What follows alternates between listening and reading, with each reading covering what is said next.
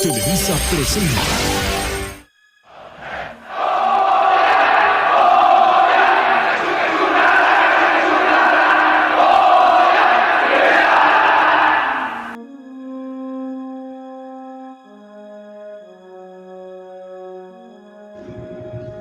¿Qué pasaría si el héroe que logró la independencia también se convirtiera en emperador? Suena a una historia increíble, casi contradictoria, pero en México ocurrió. Detrás de ese giro sorprendente se encuentra uno de los personajes más polémicos, debatidos, discutidos y al mismo tiempo fundamentales para entender el nacimiento de esta bella nación. Mentira.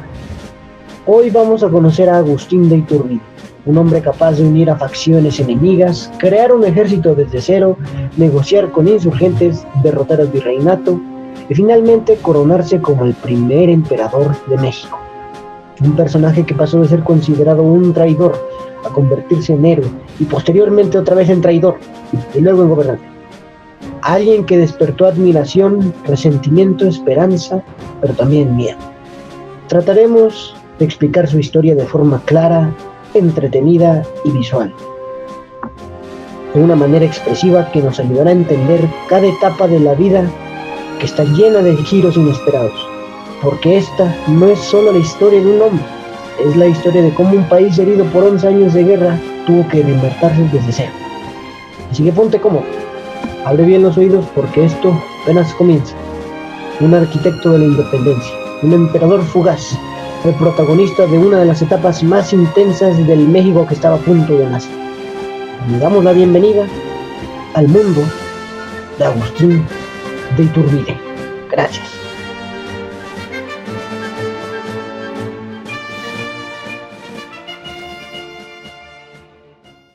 Pues bueno amigos, como les habíamos comentado, hoy vamos a hablar de Agustín Cosme Damián de Iturbide y Aramburu. Nació en 1783 en Valladolid, que hoy conocemos como Morelia, Michoacán. Era hijo de una familia criolla acomodada. Eso significa que eran españoles nacidos en América, con dinero pero sin poder político real, porque los cargos importantes los ocupaban españoles peninsulares. Desde muy joven se unió al ejército del virreinato y destacó rápidamente. Era disciplinado, católico conservador, elegante para vestir y demasiado orgulloso. Entre 1810 y 1816 luchó contra los insurgentes. Peleó contra Morelos, Hidalgo y otros líderes. En ese momento Iturbide creía firmemente en mantener el orden y la lealtad a su rey. Y verdaderamente sí, Agustín de Iturbide era un militar formidable y le fue demasiado bien en sus campañas militares. Se encargó de eliminar a parte del ejército insurgente y además ayudó a la captura y posterior muerte de Morelos. Y para muchos, iniciar una revolución insurgente así nada más con solo indios, piedras y palos, creo que es una muy mala idea. Véanlos, terminaron muertos. Hasta luego, Miguel Hidalgo y Morelos los conoceremos como personas que le echaron ganitas. Sí, eso, le echaron ganitas. Pero plot twist, algo interesante pasó. Pero debido a que el virreinato estaba desgastado por la guerra, la economía estaba por los suelos y los criollos seguían excluidos del gobierno. Y Iturbide entendió que España ya no tenía control y si México no se unía se iba a destruir por sí solo. En 1820, aprovechando que la crisis política en España, donde el rey Fernando VII tuvo que aceptar una constitución liberal, Iturbide vio su oportunidad. Negoció con los insurgentes, especialmente con Vicente Guerrero, y creó el famoso Plan de Iguala en 1821. Creando así el ejército trigarante, o de las tres garantías. Sí, es de curiosa la historia, como ven. En pocas palabras, cambió de bando a conveniencia. Así es, eso es lo que exactamente hice. Pero bueno, continuemos, eso no es importante olvidar. En septiembre de 1821, Iturbide entró triunfante a la Ciudad de México. La independencia se había logrado, pero el país estaba completamente dividido. Aquí está el momento, o más bien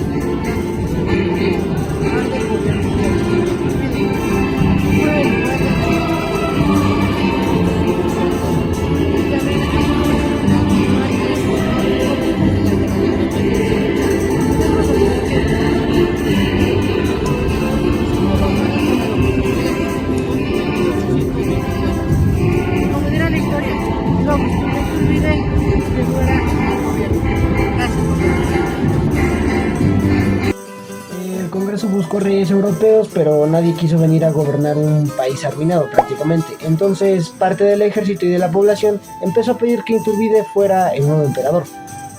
Así es, amigos, nuestro querido campeoncito y queridísimo amigo se volvió emperador. Y así es, me volví emperador de la noche a la mañana. Sí, amigo, pero aún tienes algunos problemitas. ¿Qué? Y a pesar de que su mandato fue demasiado corto, se caracterizó por algunas cosas, por su corta duración y la máxima extensión territorial del país, y una constante pugna por el poder que condujo rápidamente a su colapso. Pero, número uno, había problemas económicos agudos. El gobierno nació en la bancarrota. La guerra de independencia había destruido la economía minera y agrícola, y las arcas estaban vacías. La falta de reconocimiento. Al no ser reconocido por la mayoría de las potencias europeas, el imperio no pudo obtener préstamos extranjeros vitales para su subsistencia y sus medidas desesperadas para financiar al gobierno y el ejército trigarante, cuyos sueldos estaban atrasados. Iturbide recurrió a la emisión forzosa de papel moneda, billetes sin respaldo, y a préstamos internos forzosos, lo que devaluó la moneda y generó una enorme impopularidad entre comerciantes y la población. Desgraciadamente, su imperio duró muy poco, de 1822 a 1823, y Iturbide chocó con el Congreso porque quería más control, o eso dicen, y el Congreso quería limitar. Los gastos del imperio subieron, el país seguía siendo pobre y varios militares se levantaron en su contra, incluyendo al famosísimo y guapísimo Antonio López de Santana. Es que, Dios mío, prácticamente llegó así nada más con el plan de Casamata para destituirlo y todo el mundo lo veía como el gatito en el trono, casi casi. Tras su abdicación, el Congreso tomó medidas decisivas. Número uno fue la nulidad de la coronación. El 8 de abril de 1823, el Congreso declaró que la coronación de Iturbide había sido obra de la violencia y de la fuerza, y nula del derecho. Por lo tanto, no se discutiría su abdicación. La número 2 fue la orden de salida inmediata del territorio nacional, y se le pagó una generosa pensión anual de 25,000 pesos con la condición de que estableciera su residencia en Italia.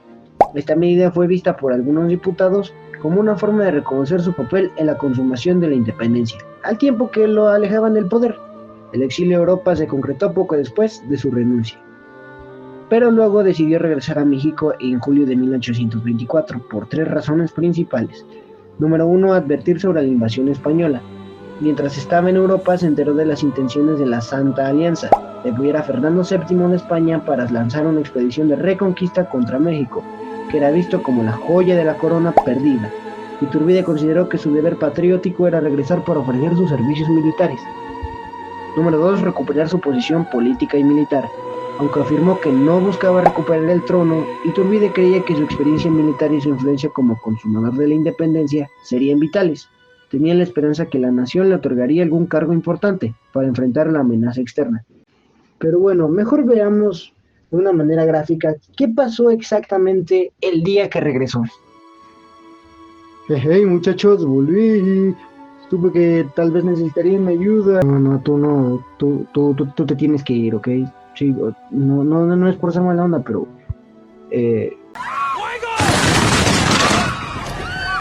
Y así es, amigos, así fue como sucedió, o bueno, de una manera resumida y gráfica, para hacerlo un poco más divertido. Qué coincidencia, ¿no? Intentas regresar y al día siguiente, pues, te matan. Pero bueno, ya que conocemos quién fue Agustín Iturbide, vamos a tocar los siguientes puntos. Por favor, que alguien recoja el cadáver para después. Sí, adiós. Pero, ¿por qué exactamente lo mataron? Para empezar, tenemos que investigar sobre el decreto de muerte. El 28 de abril de 1824, el Congreso General Constituyente de México emitió un decreto que declaraba traidor y fuera de la ley. Si se presentaba bajo cualquier título en el territorio mexicano, se le declararía pena de muerte. Esta declaración implicaba que cualquier autoridad que lo encontrara tenía la obligación de aplicarle la pena de muerte de manera sumaria, sin necesidad de un juicio formal. Número 2. El desconocimiento del decreto y la ejecución. El desconocimiento hizo que cuando desembarcara en Soto de la Marina, actual Tamaulipas, el 14 de julio de 1824, fue inmediatamente reconocido y apresado por el comandante Felipe de la Garza. A pesar de las explicaciones de Iturbide, de la Garza se sintió obligado a cumplir con la ley. Iturbide fue remitido al Congreso del Estado de Tamaulipas, el cual, presionado por el decreto federal, lo declaraba fuera de ley, ordenó que se aplicara la pena de muerte. Su fusilamiento fue llevado a cabo el 19 de junio de 1824, en Padilla, Tamaulipas, en solo 5 días de su regreso.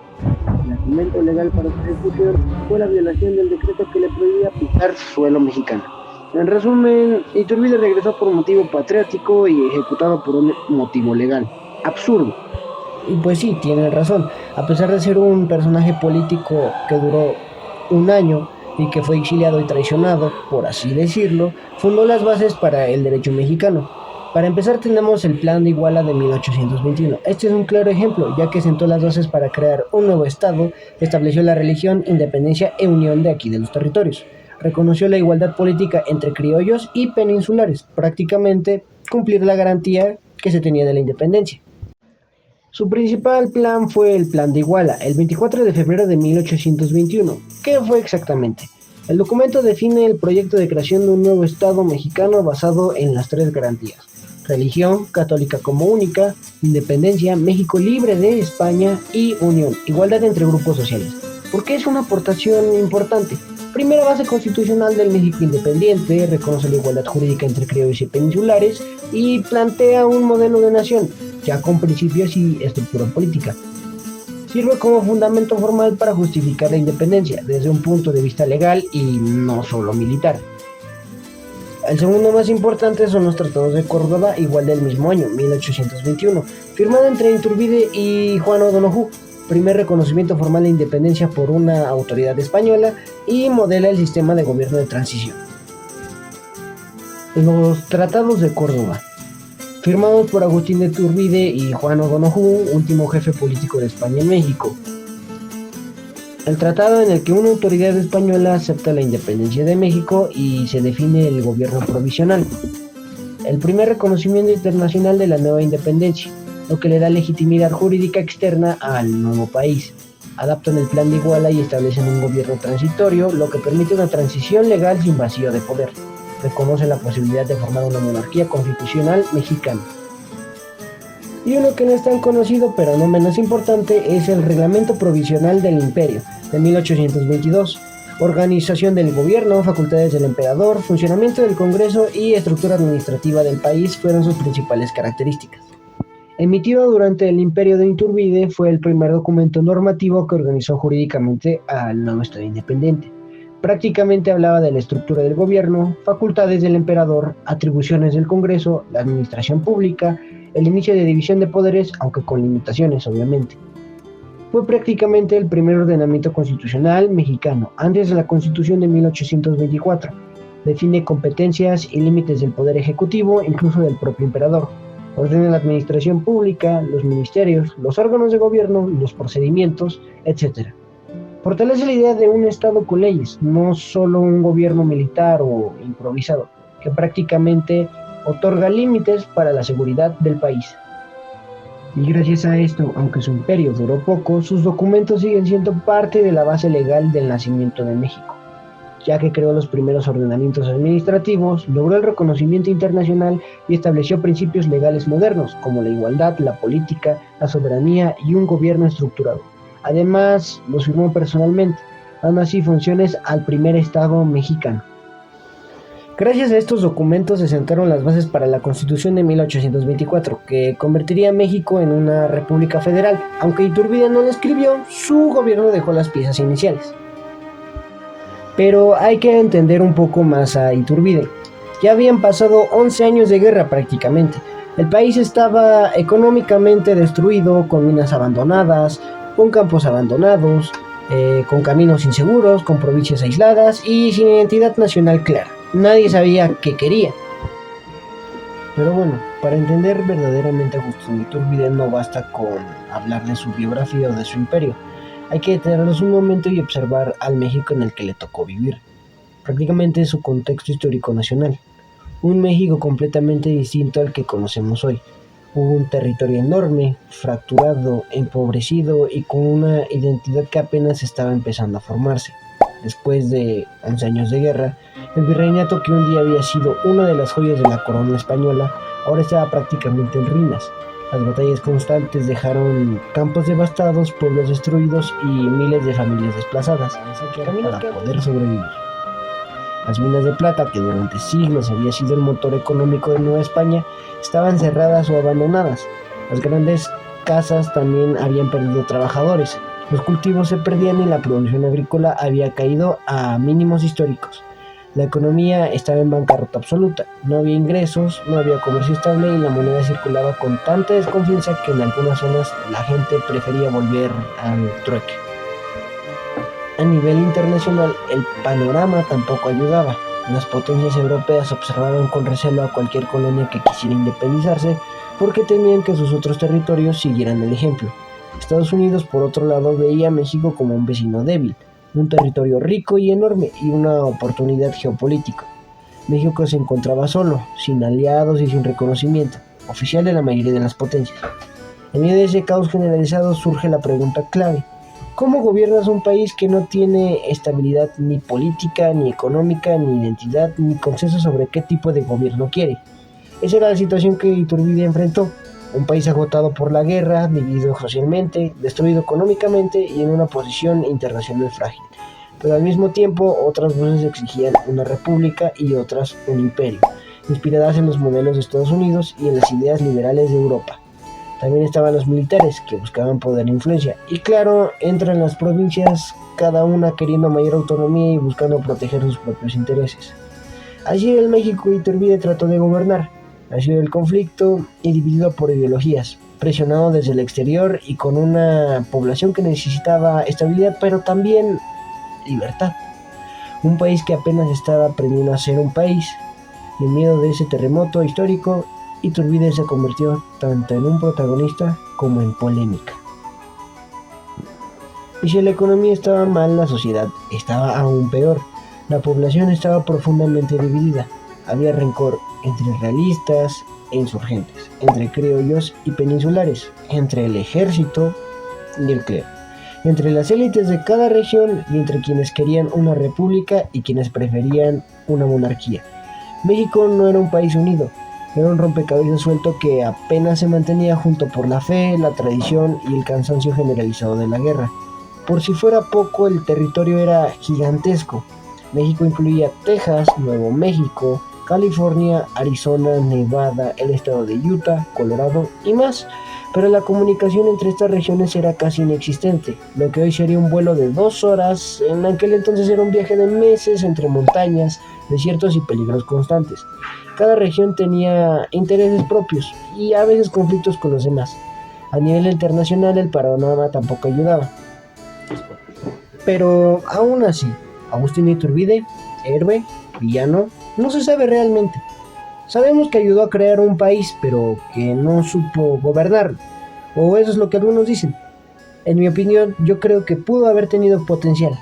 Pero su legado principal es claro. México nació gracias a sus decisiones que no siempre fueron perfectas, pero que cambiaron el rumbo de nuestra bella historia. Ya está listo su encargo, señor coronel.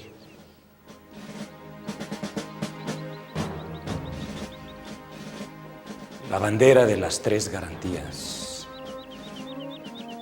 Nuestra bandera nacional.